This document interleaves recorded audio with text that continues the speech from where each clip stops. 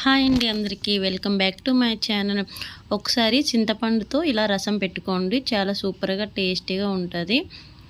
ముందుగా ఈ చారు కోసము స్టవ్ ఆన్ చేసుకొని కళాయి పెట్టేసుకొని ఆయిల్ వేసుకోవాలి. ఆయిల్ వేడయ్యాక జీలకర్ర, ఆవాలు, ఎండుమిర్చి, మెంతులు, పచ్చిమిర్చి, ఆనియన్స్, కరివేపాకు, వెల్లుల్లి అన్నీ వేసుకొని బాగా ఫ్రై చేసుకోవాలండి. ఇలా ఫ్రై అయిన తర్వాత చింతపండు వేసుకోవాలి. చింతపండు వేసుకొని ఒక 2-3 మినిట్స్ వరకు ఆయిల్లో ఇలా ఫ్రై చేయాలండి. ఇలా ఫ్రై అయిన తర్వాత చింతపండు పులుపుకు తగ్గట్టు మనం వాటర్ అనేది పోసుకోవాలి. ఒకవేళ పుల్లగా కావాలనుకుంటే చింతపండుని బట్టి మనకు తెలుస్తుంది కదా, ఆ విధంగా వాటర్ పోసుకొని మనకు రుచికి సరిపడినంత సాల్టు, పసుపు, కారం వేసుకోవాలి. అలాగే కొంచెం మసాలా కూడా యాడ్ చేయండి, చాలా బాగుంటుంది.